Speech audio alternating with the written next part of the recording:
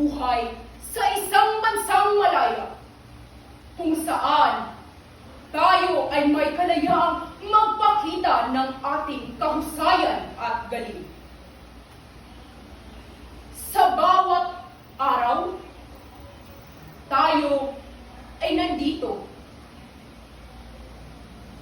Una sa lahat, tayong mga Pilipino ay isa sa hinahangaan ng ating mundo. Tayong mga Pilipino ay may kahusayan at galing na tinataglay. Katulad ng mga manlalaro, si Manny Pacquiao, ang ating pambansang kamao, si Carlos Yolo, at iba pang manlalaro. Sila ang naging dahilan kung bakit isa ang ating bansa na kinikilala ng ating mundo.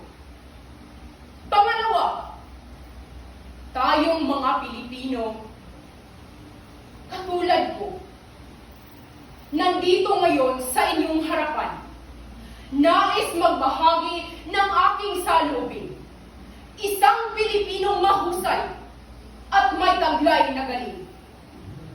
Ako ay nandito ngayon sapagkat nais kong magbigay ng aking salubin upang inyong mapagkukunan ng kaalaman at gagawin ninyong inspirasyon sa buhay.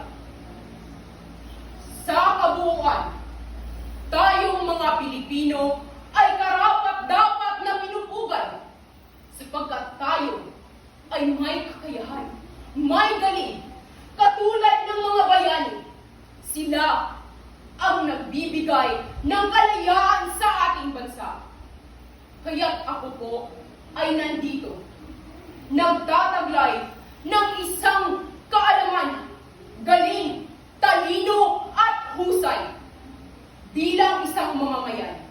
Ako, ikaw, tayong lahat, tayo ay may mga Pilipino, may taglay na husay, galing, talino.